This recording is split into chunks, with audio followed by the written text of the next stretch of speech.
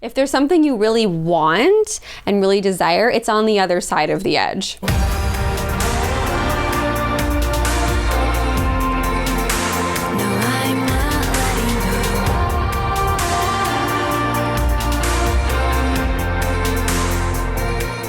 Hello and welcome to another episode of Goddess Hangs. Episode 83. Woo! I'm Sadie. And I'm Juliet. Obviously. And we created Goddess Hangs podcast to make the world of mindset, magic, and manifestation more relatable and fun. See how when I'm sitting in this seat, I can just nail it, but if I'm anywhere else, I can't do it. No, we need to be together. That's the golden rule. It's very discombobulating. Mm-hmm. That's my word of the day. I feel very discombobulated today. Well, you've done lots of travel, lots of waking up at 4 a.m., 2 a.m. Yeah. It's been pretty intense few days, but all good stuff. Yeah.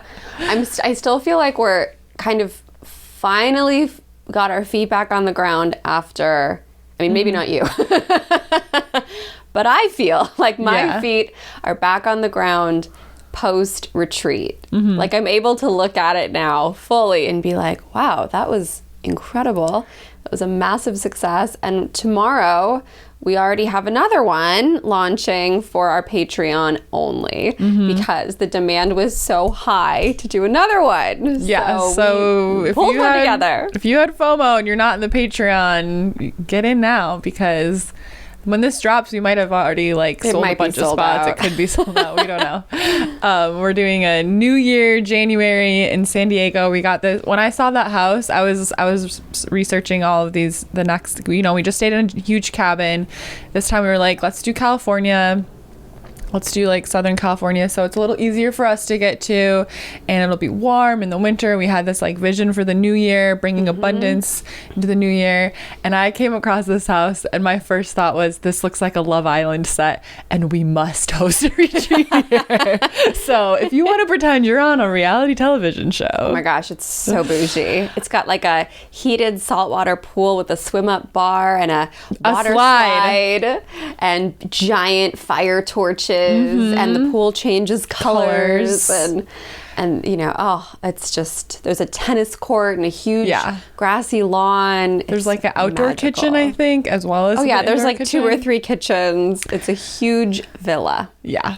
It's a villa, just like the Love Island villa. I haven't watched that many. I'm not a big reality TV show consumer, but I've watched 2 or 3 seasons of the UK Love Island, the first season and the 5th season, I think.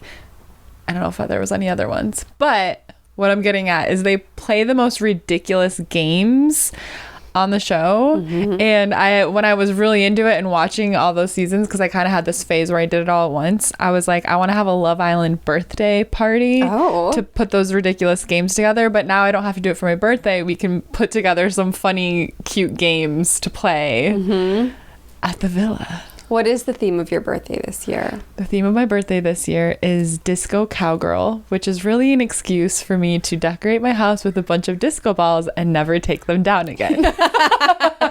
No, Greg, we're still celebrating. Greg said no multiple times. I'm like, well, once they're up, they're up. He won't take them down. Oh my God. Because that's how I got Halloween decorations up for 3 months last year, because I had a Halloween birthday and I had August, September, and October. The theme of my birthday this year is Mamma Mia / ABBA sultry Santorini nights. Yes, I'm so excited. Shimmery Santorini nights. We could get a disco ball for that too. Oh yeah. I'll bring one over. I'm gonna start ordering them soon. I'm getting a lot. I'm so excited. I want to deck this place out because we have the beams on my living or we have them in here too. So I just want the beams to be dripping in different sized disco balls. Oh my gosh, I'm obsessed. Yeah, I already ordered for my birthday last year, and this year it's I think I have 6 people come over, but I order decorations as if 45 people are coming. Yeah. Because decorations make us happy. They're so fun. I'm not going to rob myself of that. No. So we've got some fun summer birthdays. And then next year, of course, you can join us for our birthdays in Bali. Which is going to be, I mean, maybe we'll, bring a disco ball to that. It's going to be a lot of fun. I bet we could get like an inflatable disco ball thing. Yes. I bet we could find something for the beach, like a disco ball, beach ball or something. Mm-hmm. Stay tuned. Stay tuned. So, Sadie, tell me everything that's new with you. Okay. I didn't see you. You were out of town a little longer. You had a trip. Tell me everything. Yeah. So I stayed an extra week after Juliet came back. And so I was home for a few more days. And then my family has a family reunion every single year. And we always just say up north, but it's like northern Wisconsin. We call it up north. So we go camping with my mom's side of the family, the extended family. And then I just got back yesterday. So I made a few notes about things I wanted to share. Okay. So let me get my notes up. I'm ready. So I don't forget anything. Okay. So the first thing I wanted to talk about is I think I shared a little bit, or maybe have made comments that I had a member in my family attack me verbally for being a witch and said really awful, hurtful things. And I was going to a family reunion, and I was really anxious leading up to this family reunion. But I was like, I'm not going to not see my family because this person said something to me, right? Like, I'm not gonna, I can't do that. Like, that's what something the old version of me would do, would be to avoid it. That was sort of where I was at, where I was like, the old version of Sadie would avoid this and just not see the whole family for like years in order to not deal with this. Okay. I'm not going to do that. Like, I deserve to see my family. And I also am not going to put some sort of thing down and say, I'm only coming if this person's not coming. I didn't want to do that either. That didn't feel good to me. Mm-hmm. So I waited until the last minute, but I was still proud of myself because I placed a boundary. I have this person blocked on all my social medias and everything, but I texted this person and I said, hey, what you said to me was deeply traumatizing, because I kind of think that this person thought it, like, they said sorry and it was all over with and I didn't think about it again, which it was not the case. So I said, what you said to me was deeply traumatizing. I'm still working on that. We have a big family. I mean, I said this all very nicely, but I was like, we have a big family, so we can avoid each other. Like, I don't want to talk to you. I don't want to hear you talking about my mom if, like, I'm nearby, and I don't want to hear you talking about my mom, especially to my immediate family. Because the comment was that I was never going to see my mom again because she was in heaven and I wasn't going there, which is just, I'm laughing because it's so ridiculous. So yeah, she, like, the worst thing you could ever say to someone who lost their mom, basically. And I was really nervous. And then I waited till it said, the text said delivered. I said this all very nicely, and I ended it with, like, thank you so much for respecting these boundaries. I love you, Sadie. I said that. So it was all very nice. And I wait till it said delivered, and then I blocked right away because I didn't want to receive a text back, whatever. But then I had all this anxiety. I'm like, what if it didn't really send? And, like, this person walks up to me. So in the end, well, actually, while we were driving up there, and so I was going to see this person within the next few hours, or they were going to be in the same place. The drive up there, it's about 2 hours, a little over 2 hours. And I have never felt so, like, physically surrounded by my spirit team. Oh, wow. And, like, I just kept seeing signs, and I was so anxious, and then all of a sudden I just had this groundedness. It was like after I took that action and placed the boundaries, my whole body like regulated itself, and I just, like, I have goosebumps now thinking about it, because I just physically felt like a weight around me, but like a good weight, like a weighted blanket that helps with your anxiety. Like, I felt this, like, pushing down on my body that was, like, really grounding, and I felt so safe. And I still had a little bit of nerves about it, but I just couldn't I couldn't believe how present I felt, and, like, so clearly felt. And then I just kept seeing all of these signs, these angel numbers, and, you know, just, like, random things as we were driving, and it was incredible. It was absolutely amazing. And then when I got there, this person very carefully respected my boundaries, would walk away as I walked in, and it was all fine, and it was all great, and no one in the family said anything. Oh, good. And it all went perfectly well. So I wanted to share that if you have a situation like that, to, you know, make your boundary known, do what you can to help ground yourself and do what's right for you, and do it with love and with respect. Because the angry part of me was like, this person doesn't deserve my love and respect, but that's not going to make the situation any better. Like, I don't want drama in my family. I don't want my family trying to talk to me about whatever. I was like, no, the best thing I can do for myself in this situation is just approach it and be like the bigger person. So I was very proud of myself for that. And it went okay. But not being the bigger person in steamrolling what you needed. Right. Because sometimes I think people say, just be the bigger person and go up and say hi.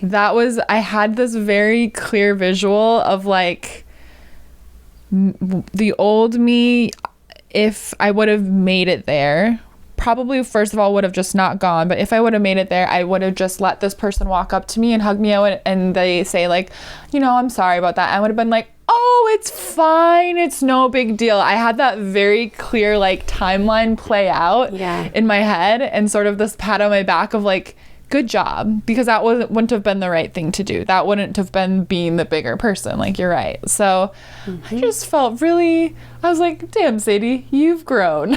Yes, you have. Juliet knows I've been stressing about this family reunion for quite some time. And rightfully so. I mean, it's uncomfortable.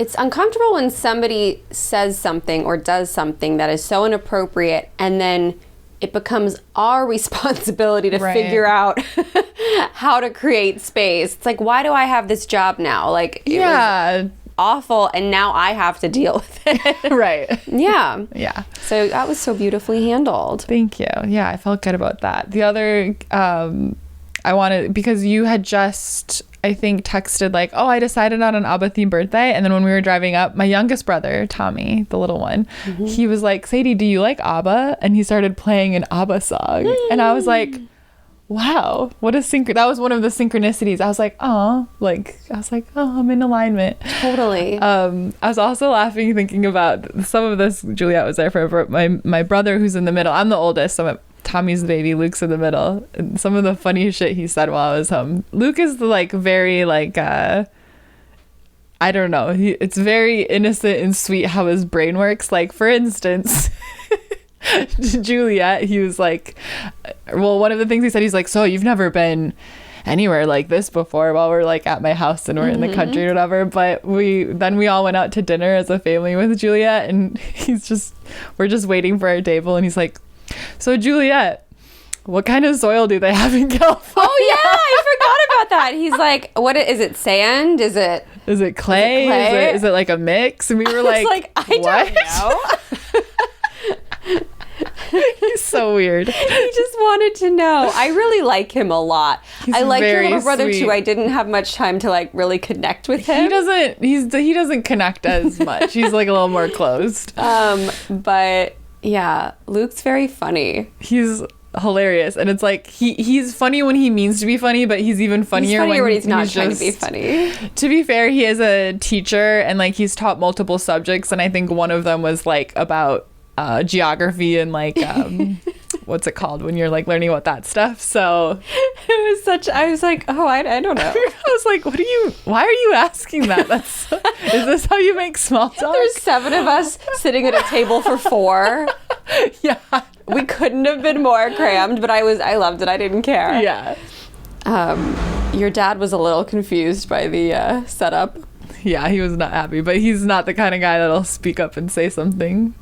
I know. I was like, do you want to move? We can move. Because I was like, I'm not going to judge you. That's where I get it from, that I have a hard time. Yeah. I'm the total opposite. I'm like, oh, I can't sit here. This is not for me to sit. Yeah, he's funny. Oh, I just remembered I do have stories. Okay, continue. Okay. The other thing that me and my brothers drove up separate from my dad to up north camping, and we're not talking about my dad at all. We're just sitting in the car, and Luke out of nowhere goes, I really like hugging my dad because he's my dad. And I was like, that's the cutest thing you've ever said in your life. And he was like, I was like, why were you thinking about that? He's like, I don't know. He's just like he's really big and you know, just hugging him, it feels good because he's my dad. And I was like, aww. Luke's just driving thinking about hugging his dad. Aw, you're never too old to hug your dad. I was like, well, you know, I like hugging my dad too. You're right. We should think about that. Oh my gosh. So the rest of the trip, like, we kept going up to each other, mean like, I like hugging my brother because he's my brother. Oh. I told my dad, and he was like, you guys are weird. I wish I spent more time with your dad, but the first night I stayed at your house, I was in bed asleep by like 6 p.m. I was so tired from the retreat and everything. Yeah. And he made me this like beautiful, Heidi made me this beautiful dinner, and I slept through 3 meals. Literally so Juliet went down at like, I think you went down there at like 5 or 6, mm-hmm. and then we were kind of like texting for a while because we were excited about the possibility of another retreat, and I was looking up houses, so we were kind of like interacting for maybe another hour, and then I went silent. And then she went silent, and then it's the next morning. So I'm pretty sure she knocked out around 7 or 8, right? Mm-hmm. PM. It's the next day, and I get up around 8. And I'm up, and I'm like, oh, Juliet likes to sleep in, so, you know, but I'm like, but, you know, she'll probably be up earlier because she went to bed so early. So it's fine. But then around like 10, I start getting worried, and I'm like, maybe she stopped breathing down there. Maybe I was like, my brain, I'm like, maybe something happened. Maybe like there's a freak thing and she's in a coma now. Like so I was like, I'm gonna give it to 11, and then at like 10:55 Julia was like, good morning. Or I had texted her, I was like, let me know when you wake up at some point, because I was nervous. I thought maybe she's just laying down there relaxing, but she's really awake, but she didn't text me back for hours. And then around 10:55 she's like, oh yeah, I woke up. I was like, wow, I was just about to come down there and make sure you were alive, because I was starting to get worried. Oh my gosh. It was at least 14 hours of sleep. I was so tired. Well, because when we were at the cabin, I didn't sleep great. I maybe got like 3 or 4 hours each night, just because it's hard for me to sleep with like multiple other people in the room and all that. Yeah, I never sleep good the first like night or two. I'm in a new space too, which is different. But yeah, I had a good sleep. Aw, I like hugging my dad because he's my dad. Aww. So go hug your dad, everybody. Okay, then the final thing I wanted to share to wrap up the Wisconsin experience is the last day before I flew home, my grandparents on my dad's side came over. So my grandma and grandpa Olson. And I think I've shared about my grandma Olson before. She loves to hear all the hot gossip in the small town and all the Amish community and all of that. So that was hilarious to catch up on. But I thought it was so funny. I was like, oh my gosh, she's such a farmer's housewife, because she was barefoot, and I was like, I forgot, she's like always barefoot when possible. Like, she got out of the car and walked into our house with no shoes. I don't know if she even brought shoes with her. And that's like growing up on the farm. She was always barefoot. She just liked being barefoot. I thought that was cute. But it was funny because my dad's fully involved in this conversation too, because he knows, I don't know who they're talking about, but I think it's still entertaining. And they're like, oh, you know, my grandma Olson's saying the actual names of people, but she's like, oh, you know, so and so, you know, they're milking 200 cows now. They used to have 100, but they doubled their herd. And like, oh yeah, so and so, they're hatching like 1,000 chickens a week now. They bring us eggs. They have unlimited eggs. They just drop the eggs off. Nothing like fresh farm eggs. Some of them are big and some of them are little. You know, she's just going on and on. And then she looks at me and she's like, do you like hearing all of the Amish gossip? And I was like, I should be recording this. Yes, it's fascinating. Go on. And then the final thing that I thought was hilarious was that she was talking about someone had, I don't know, I think it was like, she said it was like a mile or two down the road, that some guy like started living on his land in like a mobile home, and he's just kind of a weird guy, like kind of off-putting, makes people feel a little uncomfortable. And she was like, did you know so-and-so started locking her doors? As if it was absurd that she was locking her doors. And she's like, can you imagine? She was like, that's only a mile or two down the road. I started locking my doors too. As if it was just insane. Oh my gosh. She would lose her marbles to hear the car stealing story. Well, I was thinking about that too because we just leave our garage open all day, and every time I would ask to like borrow a car, they'd be like, yeah, keys are in the car. If the car's unlocked, the keys are in it. It's just sitting outside the house, But there's, we know everybody, so where are you going to go? That's so nice. I did feel extremely safe when I was in your town. Really, really safe. It felt like the vibration moved a lot slower. Yeah. In a comfortable way. Mm-hmm. Not like in a boring way or anything, but like just in a little boring. Maybe a smidge. But just, Los Angeles vibrates very, very quickly. Yeah. And I would say so does New York. Mm-hmm. I think New York vibrates even higher. There's like more people and their vibrations, there's just more electricity. Yeah. So, I mean, I was very tired on this. I took a nap under a tree. I just laid on the grass and took a nap under Sadie's tree because I wanted to enjoy her large yard, which I did. But it's just beautiful there. Yeah. I was like, whenever I go home in the summers, I'm like, oh, I could like live here. And then I go home in the winter and I'm like, fuck this shit. I'm never living here again. The snow would be rough for me. But it was lovely to be home for 2 weeks, and then in like literally exactly a month, I'm going home for another week back to Wisconsin. Not home, we're going to a cabin. But I love that now I work for myself. I can go home for long periods of time. It used to just be very like, well, I have this many vacation days, or some jobs I didn't even have paid vacation days, so I had to like budget, like, oh, I'm not going to get paid for this many days, and this many for Christmas, this many for the summer, even if I even made it back for both of those. And then I have such a wanderlust. I want to travel and see so many different places, and I would just sort of had this like, oh, I'm never going to do that because if I don't live at home or near home, then I have to use all my vacation days to see my family. And I had totally given up on the concept of being able to like ever see the world, which is so sad. But here I am now, and I can do whatever I want. So yay! I know I haven't thought about vacation days in a long time. It's like if we want to go somewhere, we just book it, and we can work there. But I have to try not to work because But when I went camping, it was so nice. I almost brought my computer with me. I'm like, Sadie, what could you possibly think you're going to do on your computer? My phone didn't even have service, but it was so nice. Like I had like little spots of service a little bit, so I could post stories once in a while. Or they take like an hour to upload and an hour to send a text, but it was just so nice. Like I couldn't scroll.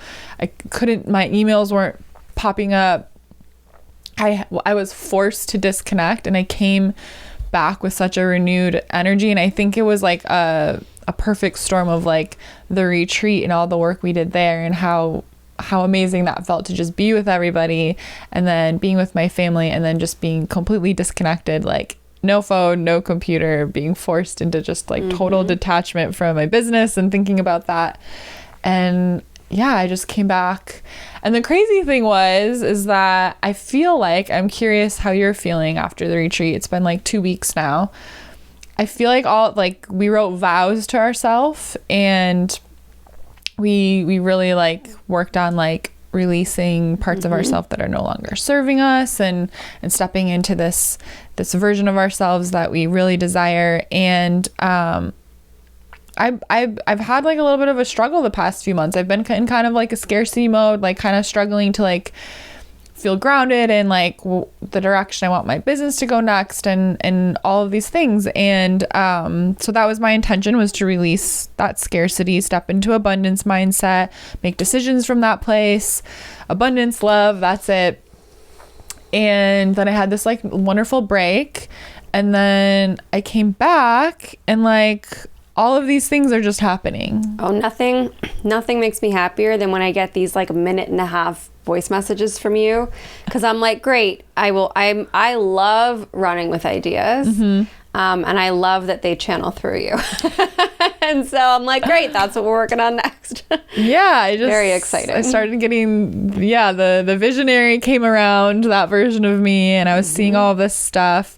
It's like the universe puts in front of me, like, here's an example of what you're doing next. So I found these like 2 girls that have this like, it's, you can look it up, bossbabe.inc, and I love what they do, and I love that it's 2 women and that they have this like all of these things that I love the way that they've set up their system. So they came across my line of sight and I went, oh, like that's where we're headed. That's so cool. So it sort of just sparked these new like, okay, so what if this is what's next? What if this is what's next? What if we build ourselves to do this? Like, kind of like, I'm just ready to level up. Yeah. I am too. And really streamline our processes and really like put the things in place for us to just we're in such a good place now, but like we're going to be gaining some visibility soon, and like let's get stuff in line for that to just like carry us to the next level. So that was happening. My visionary status came in, and then like I swear like 90% of the time I take flight, when I land, I open my phone and Juliet's like, we just got this crazy email or DM with an opportunity. So I need to take flights more often. Because I'm always like, every time I land, I'm laying an egg. So just like, and then I got invited on Chatty Broad's podcast, and shout out to the Broad Squad. And just like all of these things are like suddenly like, well, can you ladies do this? And oh, can you come on this podcast? And oh, all these new ideas are forming. And I'm just like, holy shit, like that happened so fast after the retreat and those intentions. I really feel like I really walked through that portal, like really truly, and I'm already there to like those intentions I set. I'm curious how you feel. I feel really good. I feel a level of confidence and like capability that I think a year ago was not there. I mean, it was there, but it was nowhere near as strong. I just feel like I know I've said for, years and stuff, like, how hard could it be? Like, anything's possible. But I really feel like I'm living that energy and that feeling. Yeah. And I think, I did say this, how in the vow it was like, the universe loves everything you create, but it loves you more. And just this thing of like, the more you lean into your own essence, the more you share who you are, what you feel, like all these things, like the more magic you're going to call in. And so that's been very exciting. No, I'm feeling really good right now. Very excited. Here's what you missed when you were out of town. Yeah, what's new with you? Victor's family invited me to an afternoon at Medieval Times. We gotta do that. Next year's birthday after Bali. Yes. So I had never been, and what it is, if you don't know, is you go to this big indoor arena and you sign in, and they assign you to a night. You pick there's like a color night depending what section you're in. So we were in the blue section, and they give you a blue paper crown. Everybody gets a crown in the corresponding color of their designated night. So you go, you sit down. It's like these long rows with like a little table in front of you, really skinny table. So if you can imagine like a circular arena, but like the rows have tables in front of you, and so the people in the first few rows, I guess they're VIP seating, so they get these flags that they wave, and it's really, really cute. So it's a lunch or dinner show. It's like dinner theater. And what I didn't fully grasp was you are expected to, this is going to make me sound, just wait, so prissy. You're expected to eat everything with just your hands. They don't give you utensils. Spoiler alert, I asked for utensils. I was like, they dropped half a chicken on my plate, and everyone's just tearing it apart, and I was like, I just can't. I'm sorry. And I was like, could you next time we bring our own utensils. Could you just bring me some silver? Because I'm like, there's got to be people with different sensory issues and different disabilities who need a freaking fork. And so anyway, or just people like me who I didn't realize how much I didn't just want to touch a slimy chicken. I just didn't want to do it. Yeah. So no, I wouldn't either. You got garlic bread, tomato bisque, which you had to just no spoon. You need to like drink it out of a bowl. This potato thing, and then literally half a chicken. It's not like chicken nuggets that you can just finger food. It was just half a chicken. I don't like eating meat off a bone. I don't either. I don't know what to do with it. I'm like, where do I start? Where do I begin? Yeah, I just sort of stared. And Victor was shocked. He's like, you're not eating it? I was like, no, I need utensils. I don't like I'm not going camping, and I'm not eating this with my hands, okay? Yeah, I wouldn't necessarily call me easygoing. I'm medium going, medium maintenance, and mildly wild. Yeah, there we go. That's the combination. So if you're like me, I represent you. I hear you. I'm with you. I would have not eaten the chicken altogether. Okay, see, that makes me feel better. Well, I probably would have been like, Craig, find the white meat for me, and I don't want to see the rest of it, and put the white meat on my plate. I mean, it was like you could see the whole little thigh and leg and bone. And, I hate that. Not my favorite. So while you're eating this okay food... This medium. I mean, don't go for the food. That's not why you go. Out come these nights. And I don't know if you've seen these TikToks where there was this really sweet woman who went, and she's like, 2 hours later, I'm straight, because the night was so gorgeous.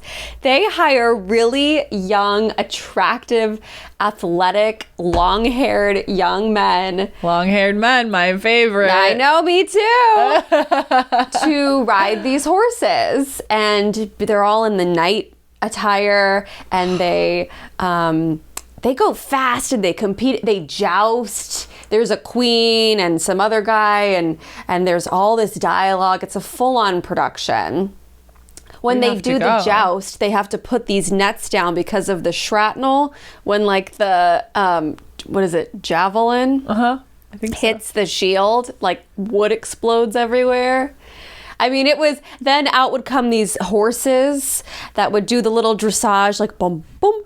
If you're not watching, my mouth is just, my jaw has dropped. Now, here's what I will say. In the gift shop, and this is the one in San Bernardino. No, I don't know where it was. It was sort of near Anaheim.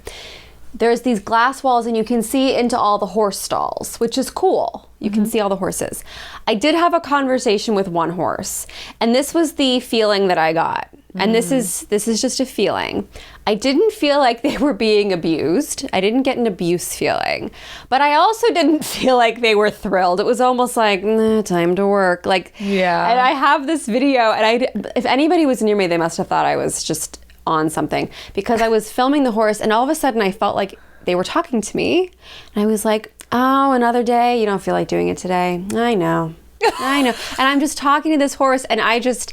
I'm sure there's animal rights groups that want this, rid of, and I'm sure there's some people who think it's fine. They're not like, beating the horses or anything. But I just felt like it was, like when we had to go to a job we didn't want to go to. This is sort of the scene in the first Harry Potter book / movie when Harry doesn't realize he's talking to the snake. Yes. What if Juliet made the glass disappear and the horses escaped like in Harry Potter? And then I ride off on it. Yeah. Just like in Harry Potter. Juliet Potter.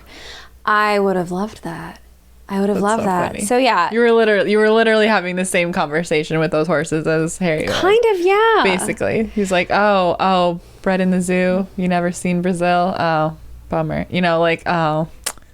Yeah, I was like, I feel like these horses just want to roam around and eat hay. I'm not sure they want to be bum, bada, bum, bum, bum. And the costumes they put these horses in, I mean, it was kind of funny. But I hope they're being treated well. And it was just the Green Knight. Okay, the Green Knight. He was a smaller man, but he was so beautiful. And he rode that horse so fast, and he was victorious in the end. He was the winner. He won every battle. And then they would do these whole sword fights. They would joust on the horse, and then they would leap and jump and roll off the horse. The horses knew that was the cue to run away. The horses had I have chills. They knew their part. Can't handle this. And then they would do these crazy sword fights, and when the swords would hit, sparks would come off the swords. And it was quite interesting. It was quite interesting. You would enjoy I'm gonna it. go by myself this weekend. You would enjoy it. Oh my god, this is like, because I'm so into like all of those fantasy worlds where there's knights and stuff, you know. It's like Game of Thrones. You would enjoy this. Oh wow. And in addition to learning that I don't want to eat chicken without, is there a vegetarian option? Yeah, I asked about it, but it was like a bean soup, and it just sounded worse than half of the chicken, so I just sort of went for the chicken. But there is. I realized, and Victor realized, I cannot understand like Old English. I sit there, he kept looking at my face, and I was like, what on earth are they talking about?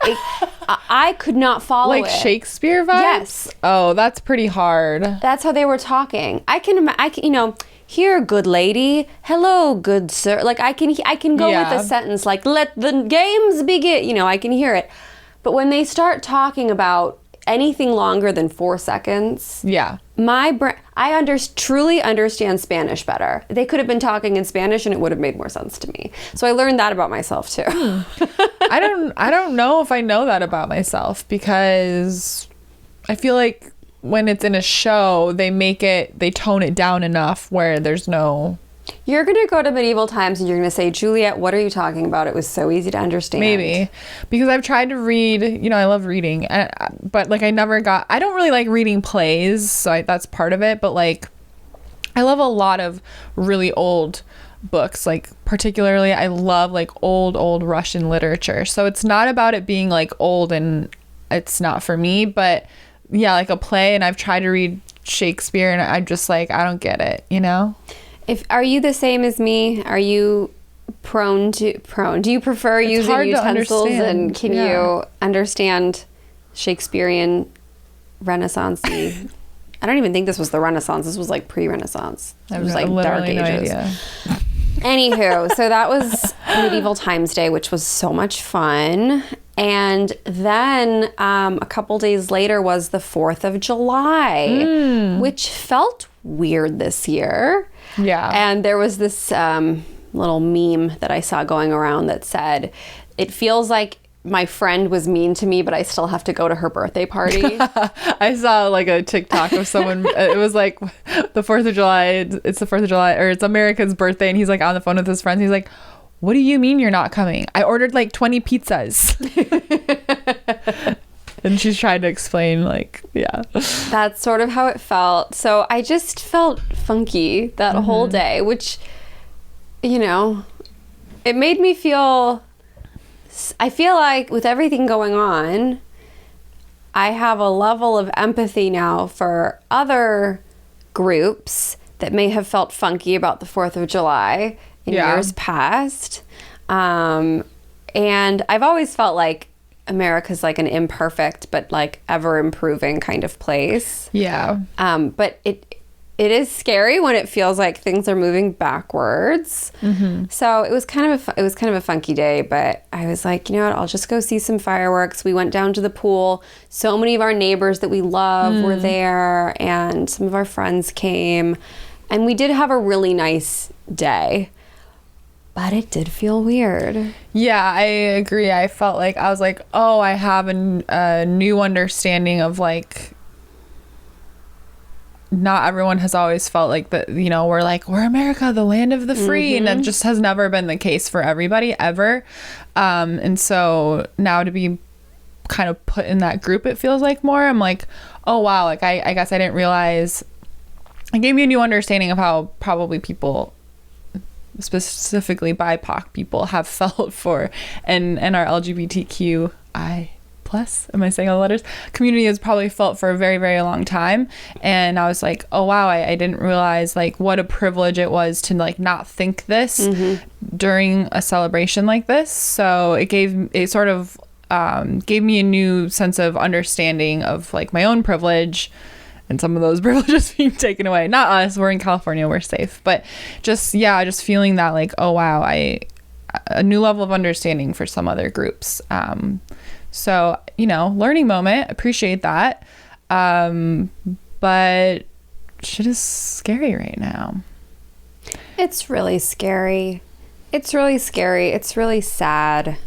It's this, tonight in our coven meeting, we're doing like a sacred rage ritual, because I think a lot of us just need a safe space to feel it and really let it move through us. It feels so familiar and so ancestral.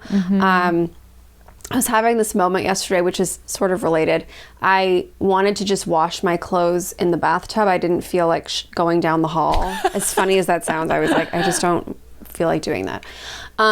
And I was I had all the clothes and I was stepping on them, and I had this weird, I was like, oh my gosh, how many of my ancestors washed clothes this way? I've never done that. Like I was like, oh my gosh, I'm in a really hot triplex in Chicago. Like I just felt things. It was so weird. Interesting. And I could sort of feel into the feelings of, the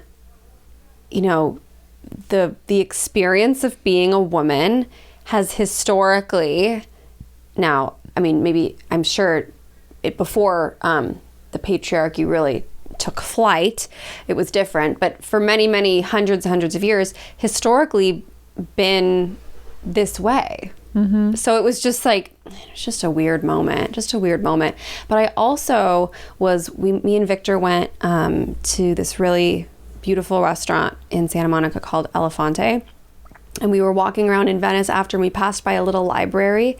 And I just got this really strong pull to grab a book from it. And I usually just walk past those. And there was a Marianne Williamson book. Do you remember when she ran for president like a few years ago? No. Okay.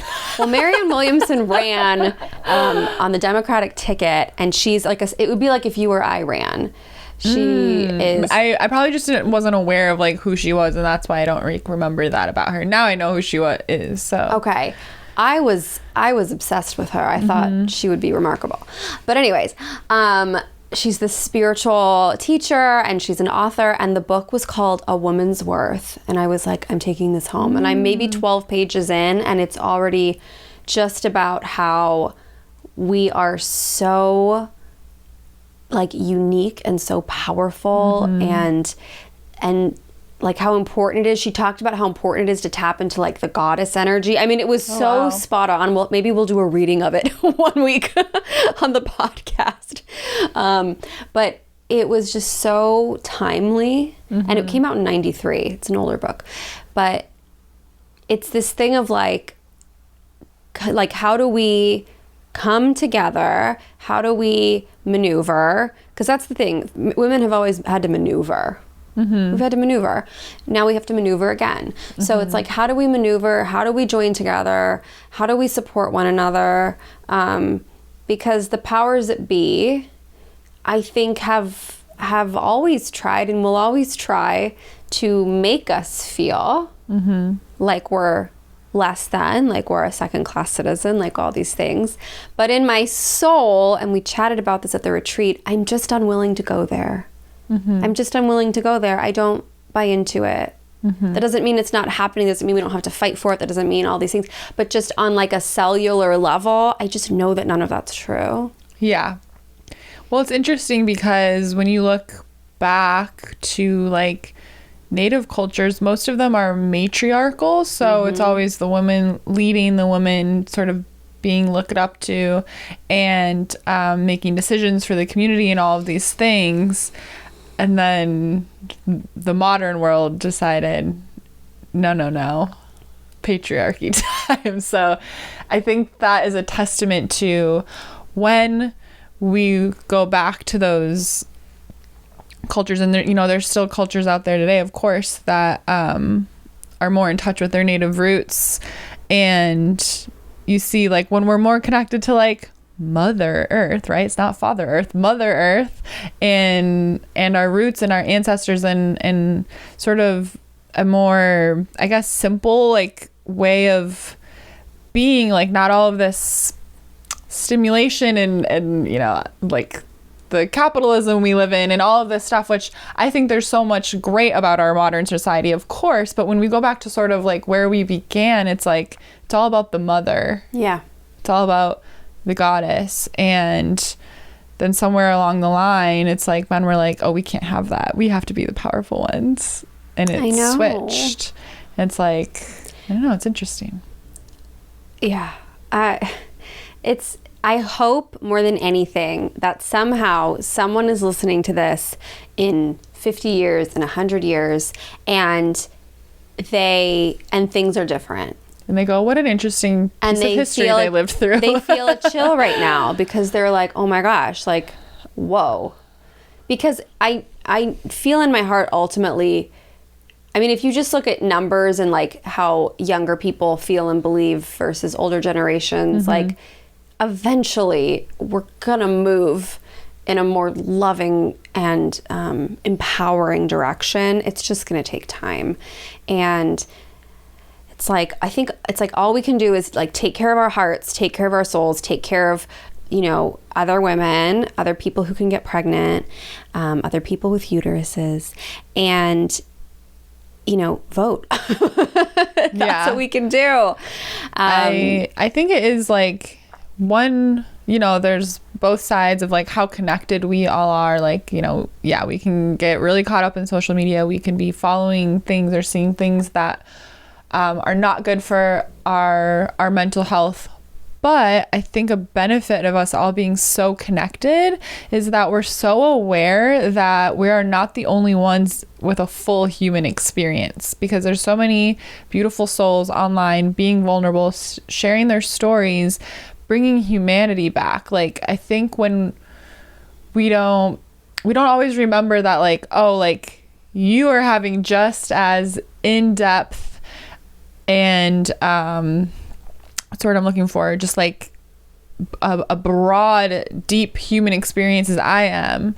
And it's so obvious because it's out there. It's in front of our eyes, so that we see the humanity in each other. And of course, there's also the opposite end of that of like, of course, there's bullying online and awful things and whatever. But yeah, I do think that as our generation and the generations that are younger than us grow up to be the leaders, that I really believe it'll be different, because it's weird to grow up, or we didn't quite grow up. We had some of our childhood and some of our most of our high school like without social media, but like just to be so connected now, I can't imagine that. I just think these older generations, these freaking white men, they don't see the humanity they don't see the humanity in who they're leading. And that's just not going to be the case as our generations grow up. Hi, Boo. Up. Oh, I haven't seen you in so long. Boo's here. I missed you, Boo. I missed you, little stinker. Hey, don't bite. She's been so snuggly today and last night. She missed us. Yeah. Get comfy. Oh, okay. I'm going to slither around a little bit. Yeah. So, with that, we wanted to chat today, an hour into the podcast. We had a lot of catching up to do. We did. And it's all important stuff to chat about. But we wanted to, I guess, sort of briefly chat about something that we've been experiencing going, the Boo's just going to fall. Something we've been recently, not briefly. Boo's distracting me. Because she's so beautiful. We've been recently... It's so beautiful. Bumping up against. We want to talk about edges and what that means and how it plays into your journey of self-discovery, of growth, of creating your dream life, because we've been experiencing that lately. And so when I think of an edge, it's like the, we have our different areas of our life. So if I'm bumping up against an edge in my business, that might mean a couple things.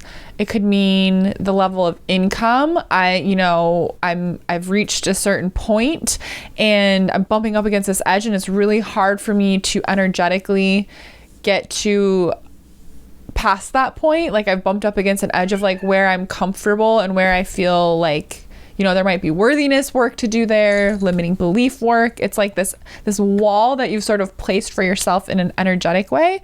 Or it could be like, it could have to do, if we're still talking about business, like with like your audience, like bumping up against an edge of like, you know, I was growing really great, and now I feel like I've been stuck and stagnant in this one place. Maybe it's in a relationship that you feel like you were growing together and everything was going so good, and then maybe things got a little stagnant and things haven't moved forward, and you feel like you felt stuck in the same place for a while. There's all sorts of ways we can bump up against these edges, and it's like, sometimes it feels like, am I moving backwards? Am I failing? Am I doing a bad job? But it's really just this space you've entered that's, it can be viewed as exciting because it's a challenge. It's like, oh, how do I push myself to get to the next level? And what does an edge mean to you, Juliet? So we run into edges in all these different areas of our lives, okay? And, you know, one of them is...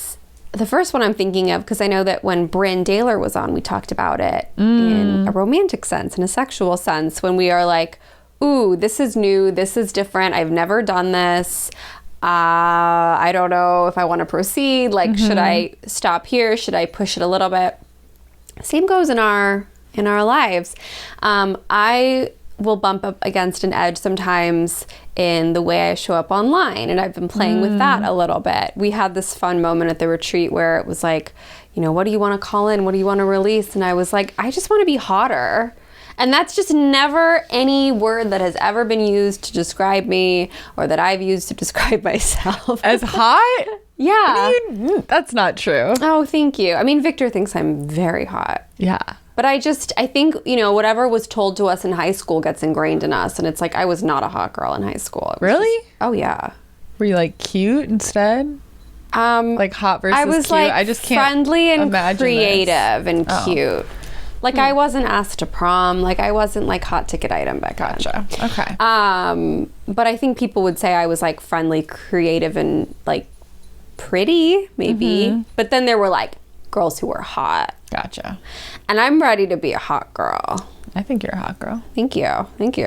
From one hot girl to another. Yeah. So, you know, that's been an edge for me, and that's been a fun one.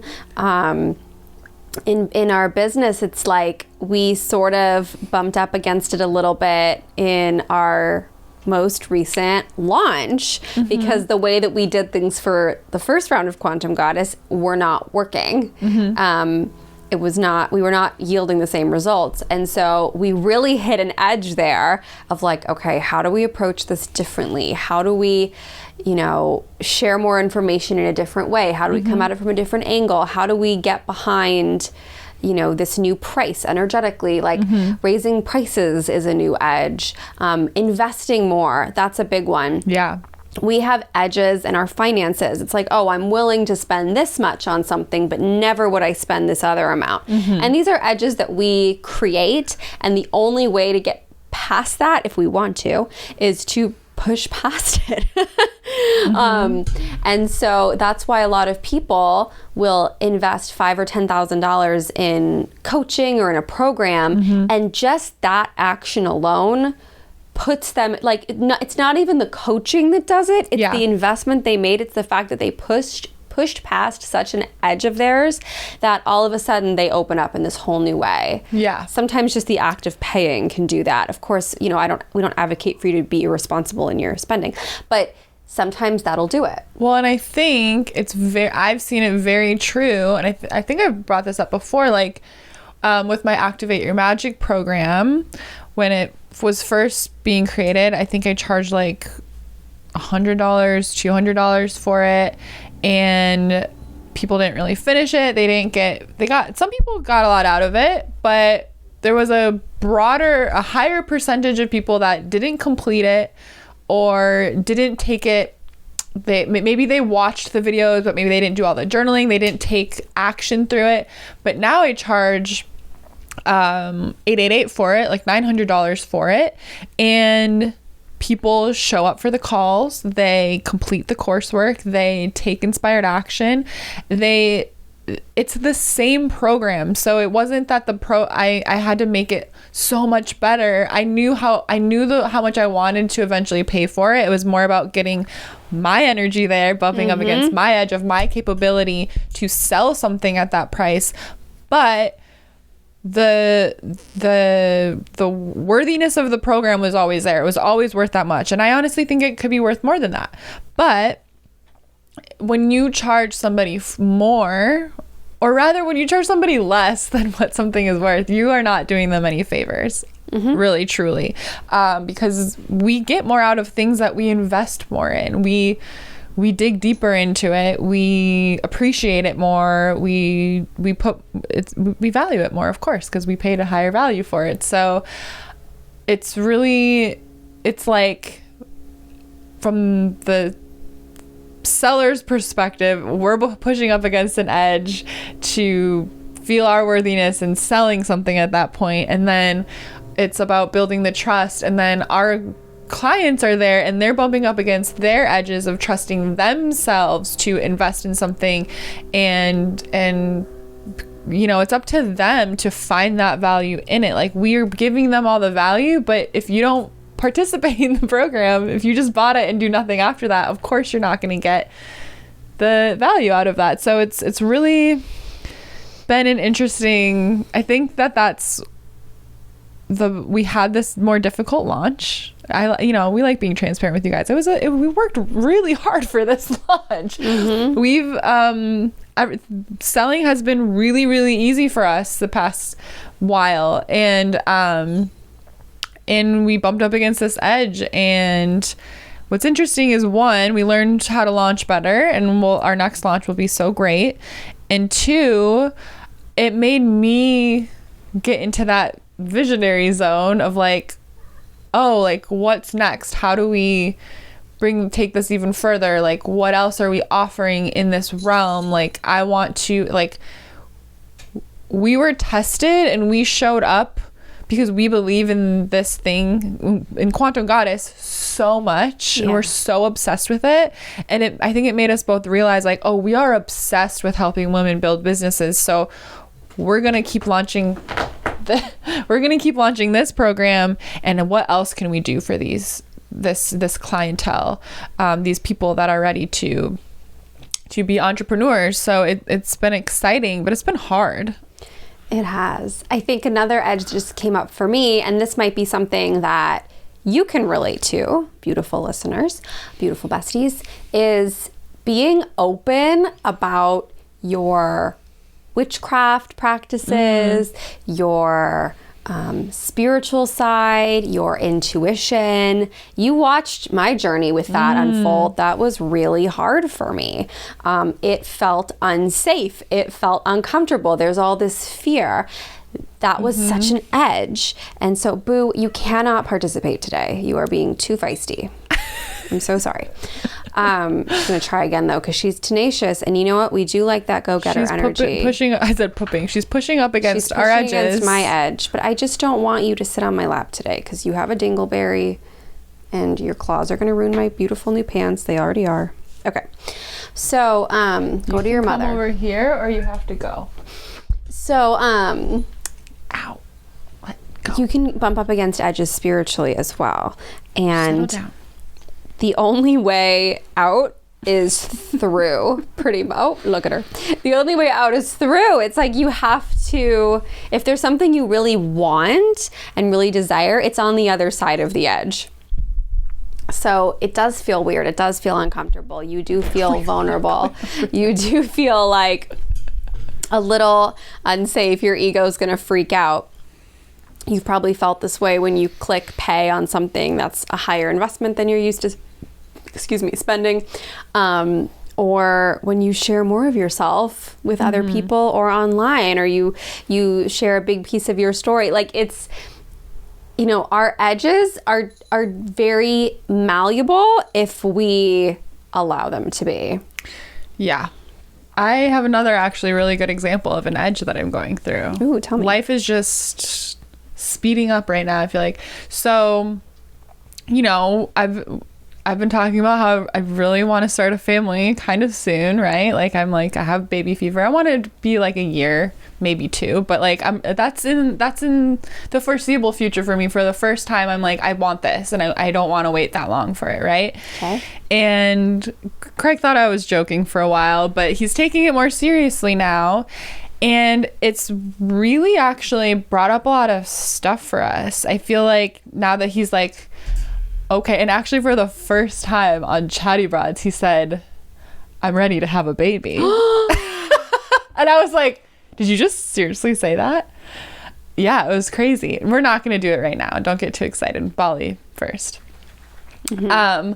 But he said it, and, you know, we're both thinking about this, and it's like, well, we've lived together for a couple years now, so that was an edge to push up against of like, oh, we're really entangling our lives in a deeper way, so this is pretty serious, right? There's that level of commitment. And we've talked a little bit about marriage. It's not something that either of us are, I you know, I keep joking, but I do mean it. I'm like, I want a ring, but I don't really and I want a party, but I don't really care about like being married.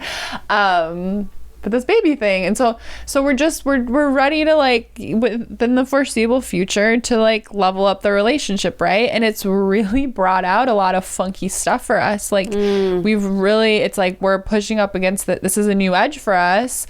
And so I've noted, like, we've kind of been bickering a lot lately, and we're kind of like stuff is coming up where we're like, it's becoming very obvious, and it's exactly what needs to be healed right now. Oh, wow. It's becoming very crystal clear of like, oh, this is going on, and that's why in this area we don't always get along. Like, it's like we're being shown exactly like, this shit needs to get taken care of, guys, because you're ready to do this new thing. All right, like, and you're ready for that in a year or two. Great, this is what needs to be worked on. It's becoming it's very interesting. It's very clear.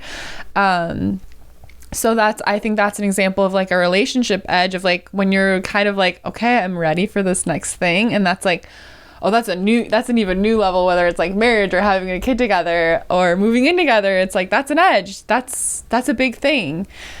Once you move in together, you're like, that's like, so much of your stuff becomes one, right? And so it's just been interesting where I'm like, oh, we're both a little uncomfortable right now. Things are sort of getting sorted out, but it's all good things. But, you know, it's been a little stressful because we're both serious about this happening, but we're like, you know, we have some shit to take care of before that happens. But I think that's so beautiful.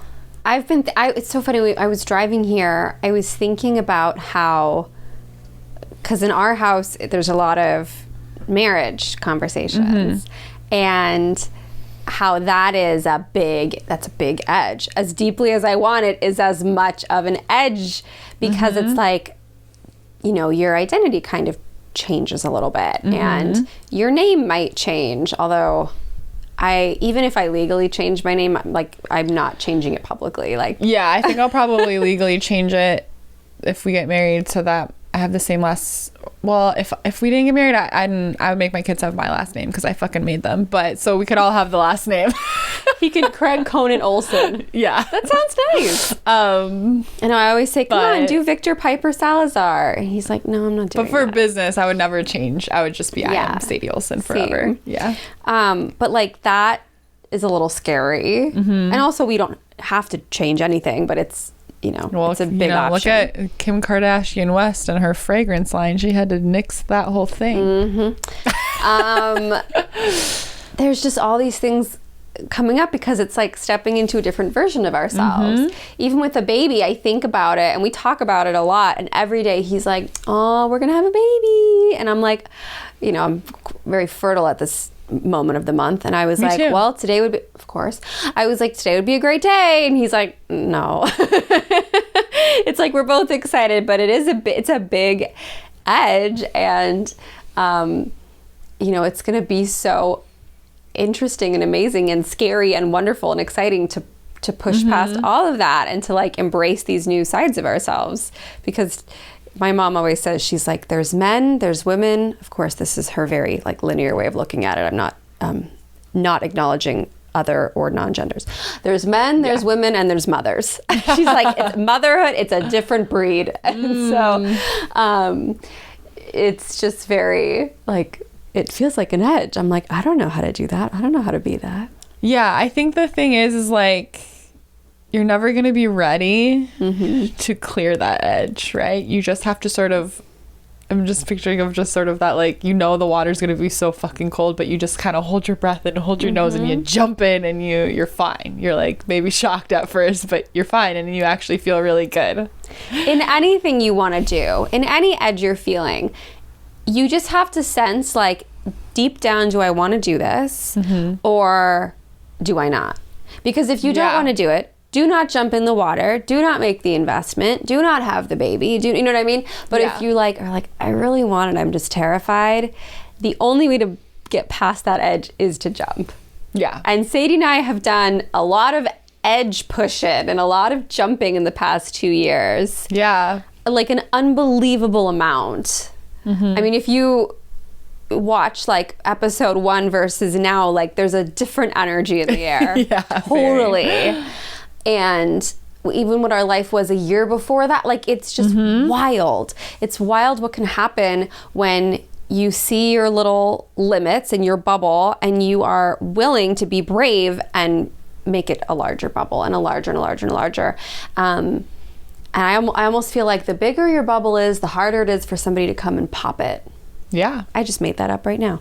But I like that. Yeah. Oh my gosh, he wants to be a dad. I know, he said that and then I was like, oh shit. I went, oh my God, seriously? And then it kind of freaked me back out.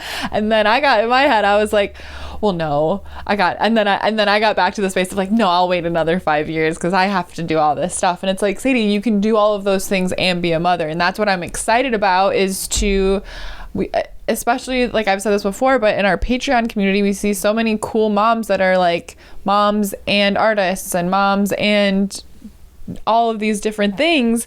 And I'm just like, I'm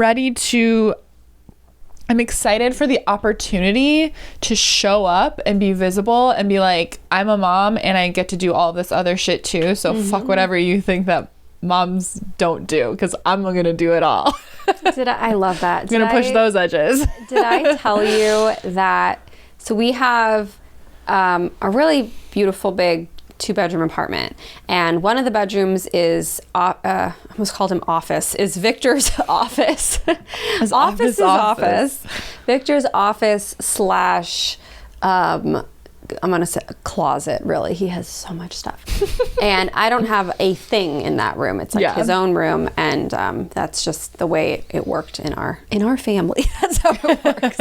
And so I told him, because we stopped looking for houses because it was not feeling empowering or encouraging at all. Like when we get to a point where we can look, it'll feel that way. Yeah. But it just was feeling very restricting and very, and I was like not settling into where we were living. And I was like, well, if we want to have a baby, like we have to move. And he's like, actually, we don't. Like, we have a second bedroom. I was like, but that's your room. That's for all your stuff. He's like, you think I wouldn't move all that stuff out of there? And like in a heartbeat so we can have a nursery? And I was like, oh, you're right. I was like, well, I wasn't gonna ask you or expect you to do that. Yeah. So it's just so sweet that you and I are both in these homes and in these relationships and in these places in our lives where it's like, oh, we would figure it out. That's the thing. It's like, I'm like, there's so many families out there that, I mean, my parents are a great example. They were in college. They were like entering their senior year of college, and they figured it out. A less than ideal situation to start your family, right?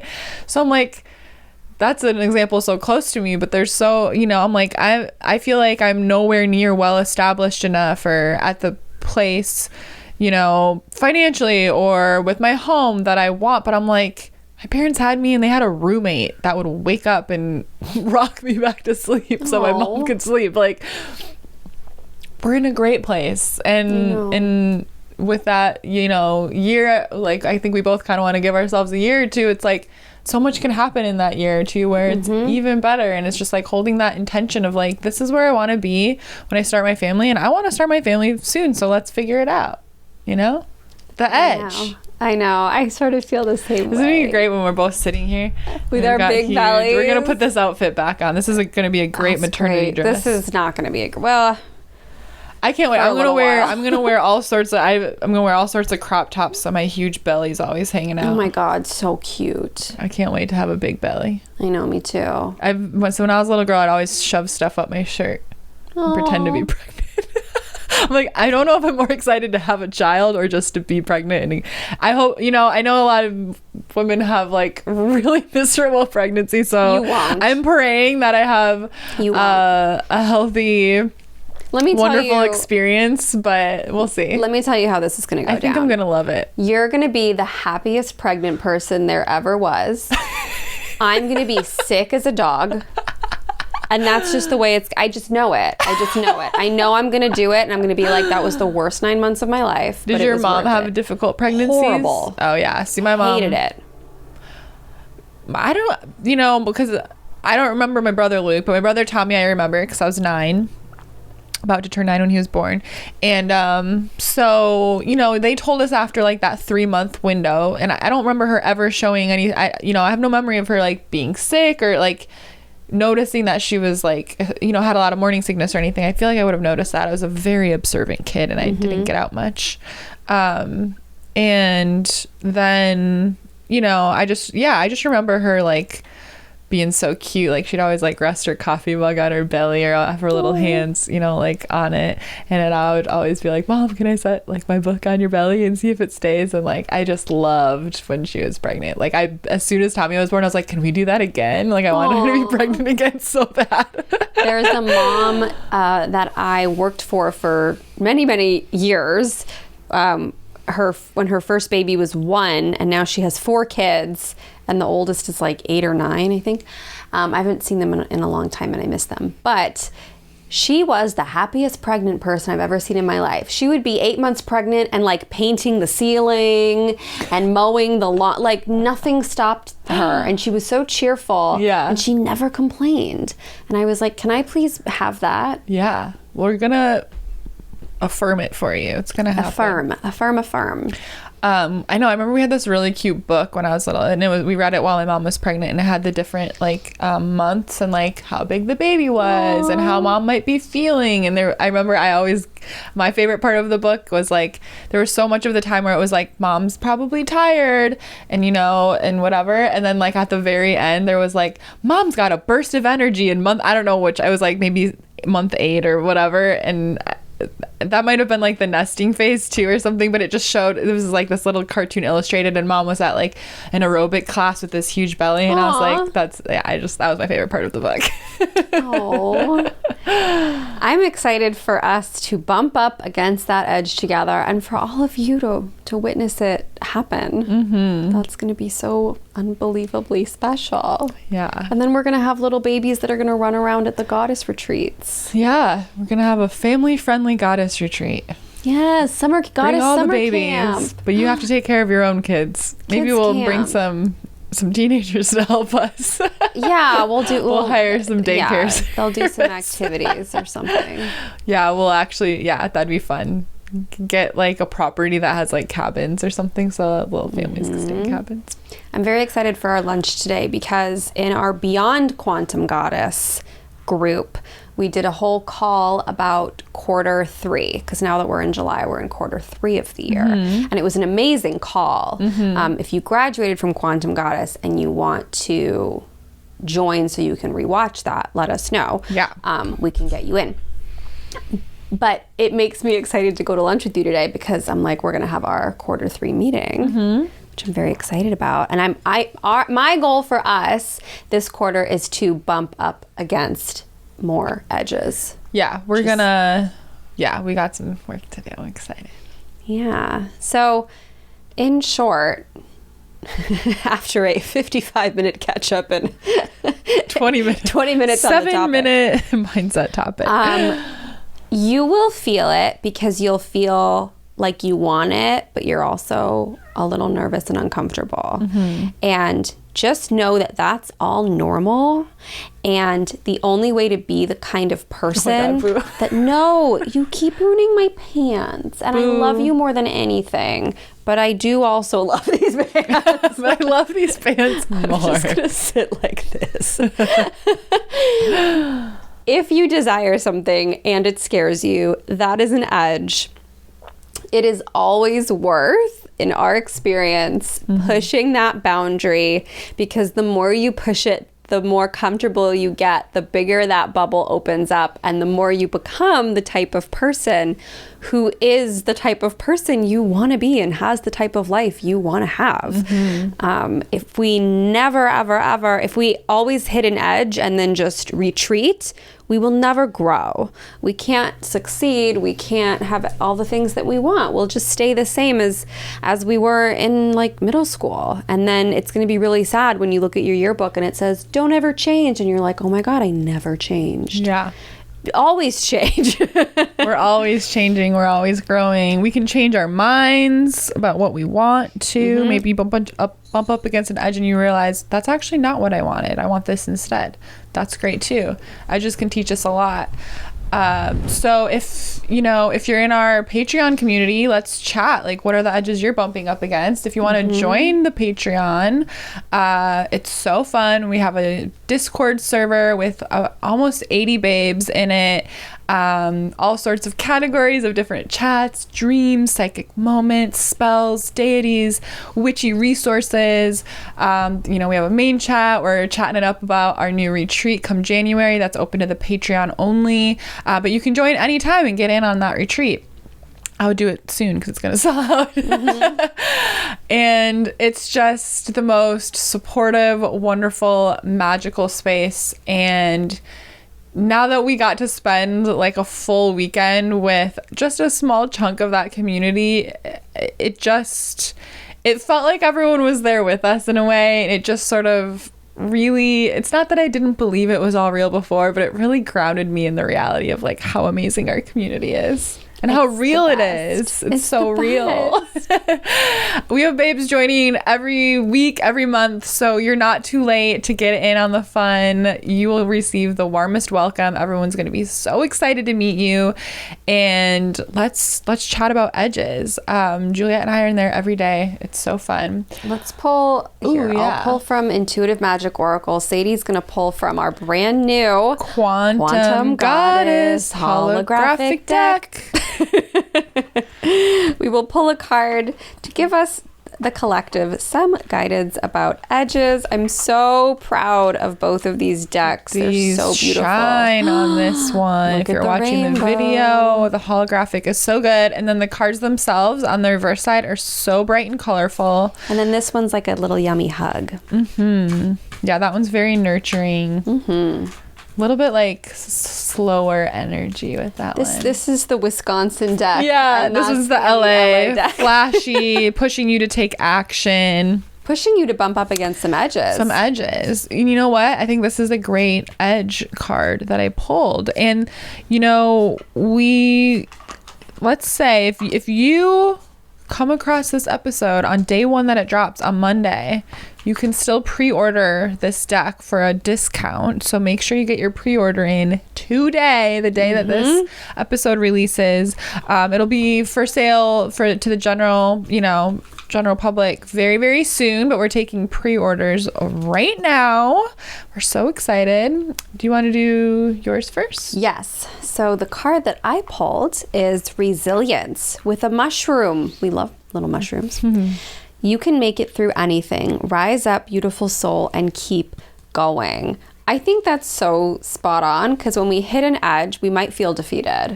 We might be like, well, that's the end of the road for me. Yep. And it is a journey of being resilient and trying again. And okay, I really didn't nudge it this time, but I'm going to try again. Resilience is the perfect card.